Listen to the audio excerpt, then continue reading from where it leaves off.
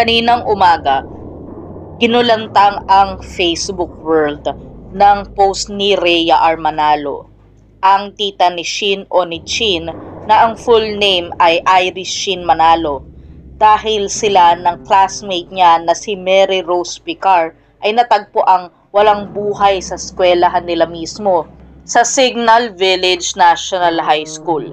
Ito ang buong post niya. Our family is asking and begging for your help to all the classmates, teachers, and friends of Iris Shin Manalo and her classmate Mary.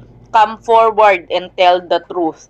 Shin and her classmate Mary were found dead last night. Nakabigti daw according sa mga guards ng Signal Village National High School. Nilabas ng pulis yung dalawang bata without the soko. Uncooperative yung Signal Village National High School and wala daw CCTV na gumagana sa school. Please look into this DepEd Tapat Division of Taguig City and Pateros DepEd Philippines and Mayor Lani Cayetano. My cousin was an honor student and part of the GSP. She's at grade 8, gold section. She will not dare kill herself. We are still waiting for the autopsy result as of this post. Any help to assist us and our family to get justice for Shin, please message me or her ate, Irene Jade Garcia Manalo. Ang isa pang nakakalungkot dito ay kahapon, yung death anniversary ng nanay nitong nabayapang si Iris Shin. Ipagdasal natin sila at huwag tayo mag-give up para makuha ng dalawa ang hustisya. Kayo ba, naniniwala ba kayo may foul play o talagang as is, kinitil nila ang kanilang sariling buhay? Comment down below.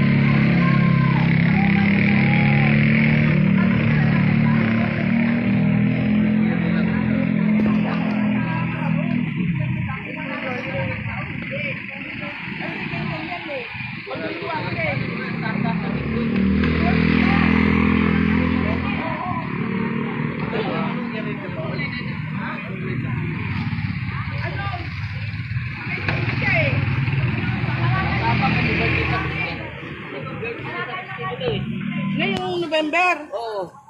Ano na, 16 years old lang siya, magsi-16. Pag nagbigti daw, Sige, live niyo ho yan. Ano niyo yan? puro boy scout lang nandyan. Paano makakapasok yung sa likod naman, taas-taas na gate.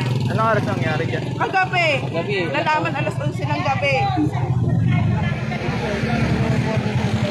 Yung guardia doon kampay, hindi pa naman up duty yun eh. Tapos ang Ilang- CCTV, ilang- walang nakano na CCTV. May mga CCTV yan.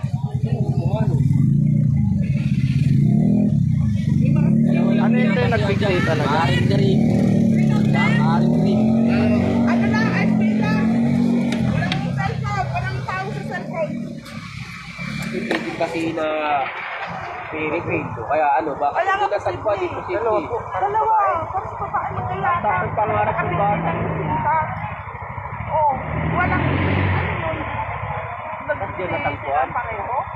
Di ba Yung parang tulagan nila daw posible? yung ano, dahil sa hindi na pinakailaman yun. Dahil ano yun eh. Para maano ano yung Di ba parang posible? Dapat pagka ganyan wala na estudyante, yung mga guardia automatic, open sila. I-clear yung mga ano kung may tao may pa mga, wala. may mga ano kasi yan dyan eh, Boy Scout. Kagabi, Oo, may natirang mga ano dyan. Ano